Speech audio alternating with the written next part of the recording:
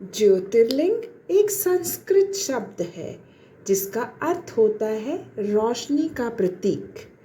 आइए जानते हैं भगवान शिव के इन 12 पवित्र ज्योतिर्लिंगों के बारे में।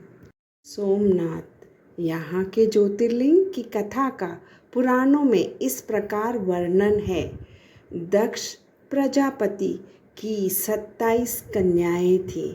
उन सभी का विवाह चंद्रदेव के साथ हुआ था, किंतु चंद्रमा का समस्त अनुराग व प्रेम उनमें से केवल रोहिणी के प्रति ही रहता था।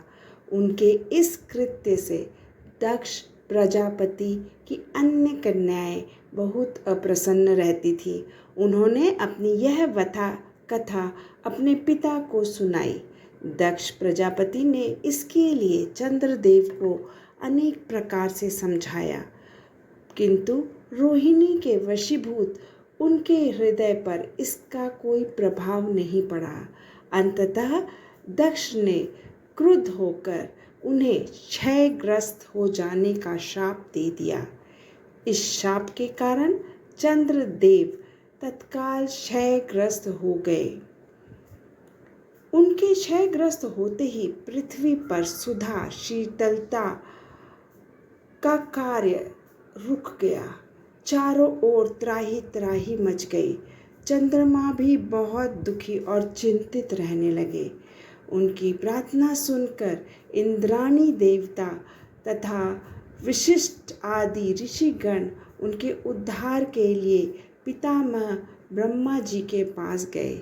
सारी बातों को सुनकर ब्रह्मा जी ने कहा, चंद्रमा अपने शाप विमोचन के लिए अन्य देवों के साथ पवित्र प्रभास क्षेत्र में जाकर मृत्युंजय भगवान शिव की आराधना करें।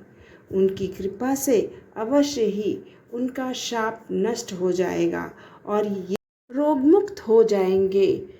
उनकी कथनानुसार चंद्रदेव ने मृत्युंजय भगवान की आराधना का सारा कार्य पूरा किया। उन्होंने घोर तपस्या करते हुए 10 करोड़ बार मृत्युंजय जाप मंत्र का जाप किया। इससे प्रसन्न होकर मृत्युंजय भगवान शिव ने उन्हें अमरत्व का वर प्रदान किया। उन्होंने कहा, चंद्रदेव तुम शोक ना करो, मेरे वर से तुम्हारा शाप मोचन तो होगा ही, साथ ही साथ प्रजापति दक्ष के वचनों की रक्षा भी हो जाएगी। कृष्ण पक्ष में प्रतिदिन तुम्हारी एक एक कला क्षीण होगी, किंतु पुनः शुक्ल पक्ष में उसी क्रम से तुम्हारी एक एक कला बढ़ जाया करेगी। इस प्रकार प्रत्येक पूर्णिमा को तुम्हें पूर्ण चंद्रत्व प्राप्त होता रहेगा। चंद्रमा को मिलने वाले इस वरदान से सारे लोकों के प्राणी प्रसन्न हो उठे। शाप मुक्त होकर चंद्रदेव ने अन्य देवताओं के साथ मिलकर मृत्युंजय भगवान से प्रार्थना की कि आप माता पार्वती जी के साथ सदा के लिए प्राणों का उद्धारत यहाँ निवास करें।